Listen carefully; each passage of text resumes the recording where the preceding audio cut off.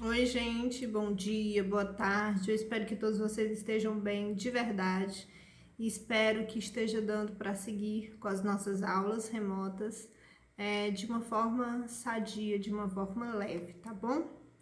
Nós vamos seguir aqui com os nossos conteúdos de história, vamos seguir a cronologia dos acontecimentos e vamos terminar aí o estudo sobre Roma, falando sobre o Império Romano, tá? Toda essa questão de transformação política que se dá a partir da República, o fim da República, a transformação em Império, esses acontecimentos mais marcantes.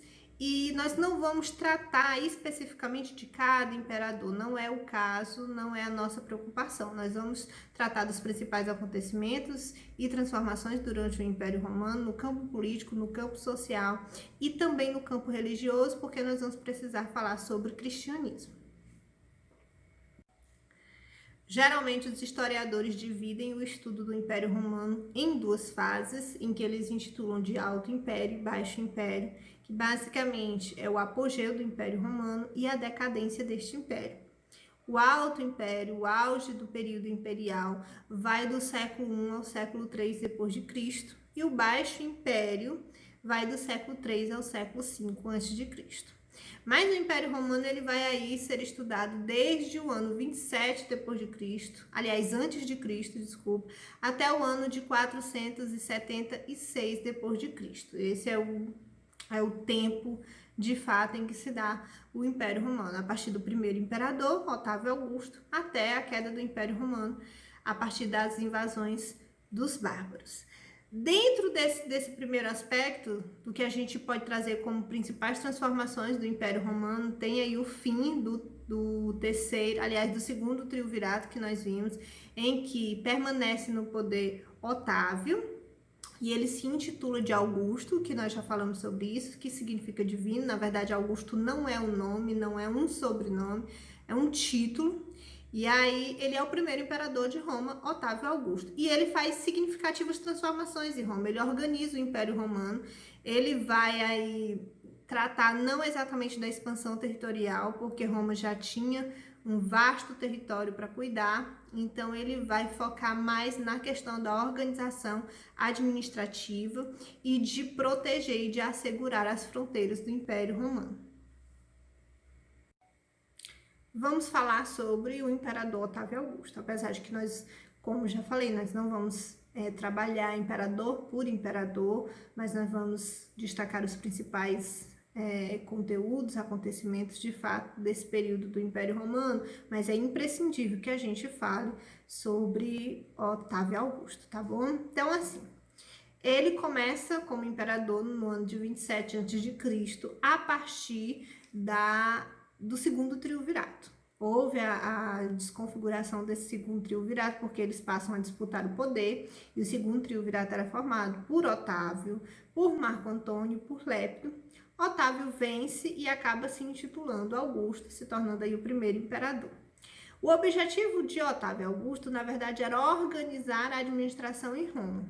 Então, assim, não existia a necessidade de uma expansão territorial, porque Roma já era extensa por demais, já haviam conquistado muito. Então, a necessidade no momento para Otávio Augusto era proteger.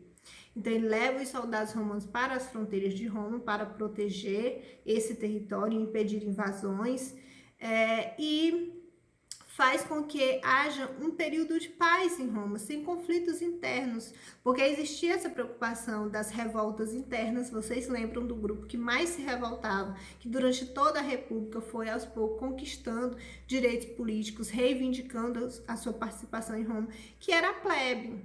Então, assim, existia uma grande preocupação para calar o povo, para que houvesse um período realmente de paz e para que a plebe estivesse, de certa forma, satisfeita, embora continuando pagando impostos. E ele passa a trabalhar isso, é por isso que a gente diz que Otávio Augusto vai desenvolver uma política muito conhecida, que é a política do pão e do circo. Então, nós vamos falar sobre dois grandes acontecimentos durante o governo de Otávio Augusto.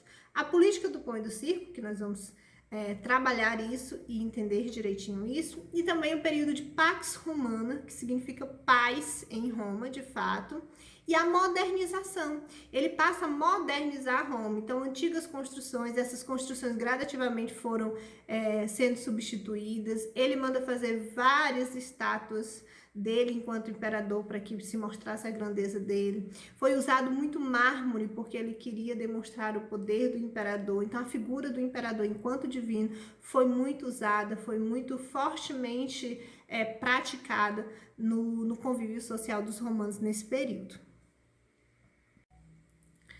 A gente vai falar de paz romana e depois nós vamos falar da política do pão e do circo. A Pax Romana, ou paz em Roma, paz romana, é um período de tranquilidade, favorecido pelo primeiro imperador, Otávio Augusto, que buscava duas coisas. Primeiro, fazer com que houvesse um ambiente propício para o desenvolvimento da arte, da cultura, da literatura, e isso só seria possível se realmente Roma passasse por um processo de tranquilidade, não é? Isso só seria favorecido a partir disso, sem revoltas, sem conflitos. E o segundo ponto era justamente acalmar a plebe, impedir essas revoltas que prejudicariam, obviamente, o seu governo. Então, vou lembrar a vocês, inclusive, nós já falamos sobre isso, mas lembrar aí da formação do segundo triunvirato. Quando ocorre, de fato, a dissolução do primeiro triunvirato, que aí Júlio César, na verdade, é o único que sobrevive, não é? Vence, acaba disputando com os demais, vence e se torna uma espécie de ditador em Roma, mas muito querido, principalmente pela plebe. E ele é brutalmente assassinado em Roma. Então, assim, quando Júlio César morre, Roma está prestes a iniciar uma revolta generalizada. E o objetivo do segundo triunvirato é justamente impedir que houvesse essa revolta, por isso que eles não colocam, de fato, todo o poder político nas mãos dos patrícios, e aí formam um segundo triunvirato que acaba não dando muito certo, e Otávio Augusto se aproveita disso, dessa disputa no segundo triunvirato, para, para dar início ao Império Romano. Tá certo? Então, assim, lembrando, a Pax Romana, esse período, ele é de fato estudado porque é inaugurado no início do Império Romano por Otávio Augusto e ele tinha esse objetivo, favorecer o desenvolvimento cultural e, ao mesmo tempo, trazer um período de paz para Roma. Oi, gente, bom dia, boa tarde, eu espero que todos vocês estejam bem, de verdade. E espero que esteja dando para seguir com as nossas aulas remotas de uma forma sadia, de uma forma leve, tá bom? Nós vamos seguir aqui com os nossos conteúdos de história, vamos seguir a cronologia dos acontecimentos e vamos terminar aí o estudo sobre Roma, falando sobre o Império Romano, tá? Toda essa questão de transformação política que se dá a partir da República, o fim da República, a transformação em Império, esses acontecimentos mais marcantes, e nós não vamos tratar especificamente de cada imperador, não é o caso, não é a nossa preocupação. Nós vamos tratar dos principais acontecimentos e transformações durante o Império Romano, no campo político, no campo social e também no campo religioso, porque nós vamos precisar falar sobre o cristianismo. E vamos falar aí sobre a perseguição aos cristãos, que foi muito praticado durante o Império Romano. Vocês precisam entender que os romanos eles eram politeístas, até porque muitos romanos acabaram herdando a cultura dos gregos. Inclusive, houve essa mistura. Muitos deuses gregos também se tornaram deuses romanos, mas com outros nomes. Por exemplo, Afrodite na Grécia se tornou Vênus em Roma e assim por diante. Então, eram politeístas. O imperador, quando surge nessa configuração, nesse contexto, ele se declara como Deus. Então, ele basicamente era um dos deuses mais importantes. E aí surge, durante o Império Romano, o cristianismo surge durante o Império Romano, porque Jesus Cristo nasce durante o Império Romano e morre durante ainda a vigência do Império Romano. Então, surge uma doutrina religiosa monoteísta, a crença em um único Deus, que não levava em consideração a divindade do imperador, porque, afinal de contas, entendiam, de acordo com o seu preceito religioso, que só existia um Deus. Então, eles foram amplamente perseguidos durante o Império Romano, basicamente do ano 60 depois de Cristo, quando Jesus Cristo morre, e aí os seus discípulos passam a propagar essa religião, essa fé cristã. Então é basicamente do ano 60 depois de Cristo até o ano 313 depois de Cristo, até que o imperador romano declara a liberdade de culto aos cristãos. Nós vamos falar sobre isso também. Então os cristãos, eles eram perseguidos, não só perseguidos, eles eram assassinados. Então, como vocês podem ver, eles aproveitavam-se dessas atrações que nós falamos do pão e do circo, por exemplo. Então colocavam muitos cristãos na arena, ali no Coliseu, para ir junto com animais ferozes para serem devorados em público. Então, essa era uma forma de impedir a propagação dessa religião e garantir a soberania do imperador. Dentro dessa história, nós vamos falar um pouquinho sobre os gladiadores e também sobre o Coliseu, que é a grande marca aí de Roma, inclusive é a capa de vários livros de história aí do 1º ano e do 6º ano do ensino fundamental, tá? O Coliseu, ele começou a ser construído durante o Império Romano, no ano de 72 depois de Cristo, e só foi concluído por volta do ano 80 depois de Cristo, e para a época era uma grandiosa construção, chegava a abrigar mais de 50 mil espectadores e era utilizado, entre outras coisas, como um espaço para atração. Ele é o mais famoso anfiteatro de Roma. Os anfiteatros eram construções gigantescas em formato oval, como os ginásios, né? As arquibancadas, as arenas de futebol, não é muito parecido com o que nós temos aqui hoje. Então, eles eram uma construção gigantesca para atração pública, geralmente em formato oval, em que existiam as arquibancadas, e o Coliseu foi o maior deles, o mais importante deles, e era muito usado em várias atrações, também para o teatro, mas na luta entre os gladiadores, que nada mais eram do que escravos. Eles utilizavam os escravos, que na verdade eram os perdedores de guerra, então aqueles escravos mais fortes, eles utilizavam para esta atração pública, e havia a famosa luta de gladiadores, que era muito apreciada pela plebe, que, enfim, escolhiam para torcer, haviam apostas, e era algo muito atrativo, e eles guerreavam até a morte.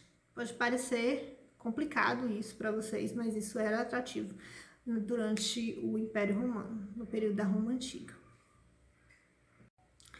Mas enfim, vamos continuar falando sobre o cristianismo. O cristianismo, ele surge durante o Império Romano, os cristãos serão perseguidos, e aí nós vamos ter uma reviravolta.